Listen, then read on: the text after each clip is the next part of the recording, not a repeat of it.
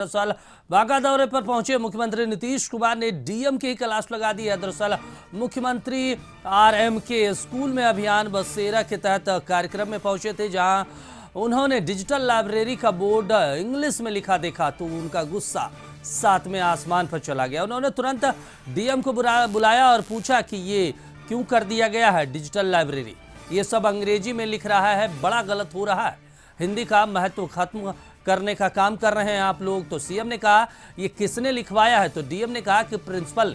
तो मुख्यमंत्री ने तुरंत प्रिंसिपल को बुलाने को कहा, लेकिन वहां मौजूद नहीं थे। तो सीएम ने यहां लगभग 600 लोगों को जमीन का पर्चा बांटा, साथ ही जीविका दीदी की ओर से लगाए गए स्टॉल का भी निरीक्षण किया।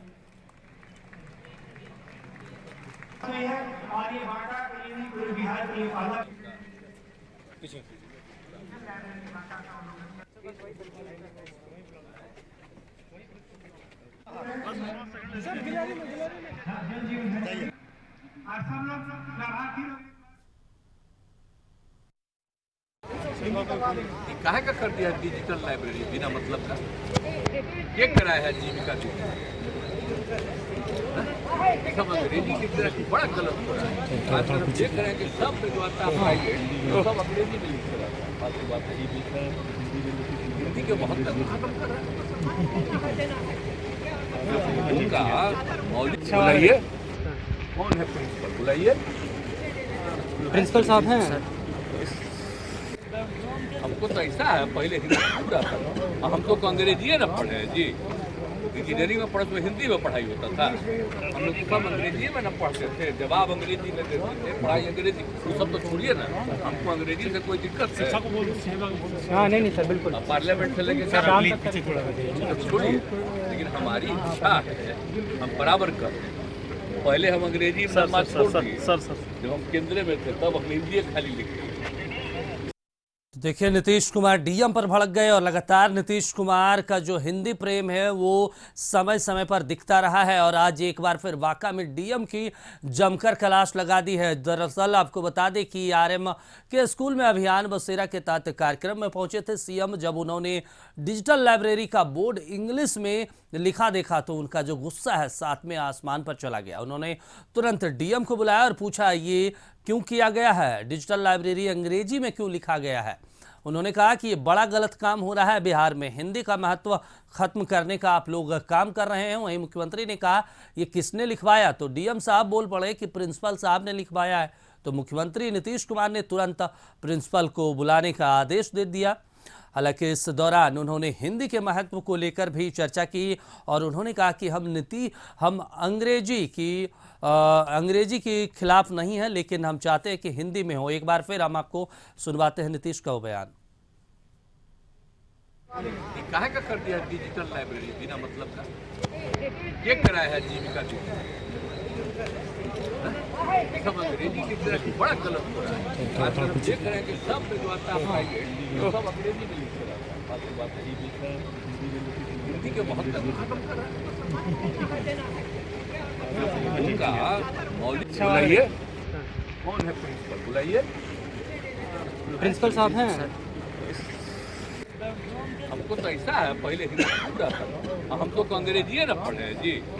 इंजीनियरिंग में पढ़े तो हिंदी में पढ़ाई होता था, हम लोग सब अंग्रेजी में ना पढ़ते थे, जवाब अंग्रेजी में देते थे, पढ़ाई अंग्रेजी। वो सब तो छोड़िए ना, हमको अंग्रेजी से कोई दिक्कत है?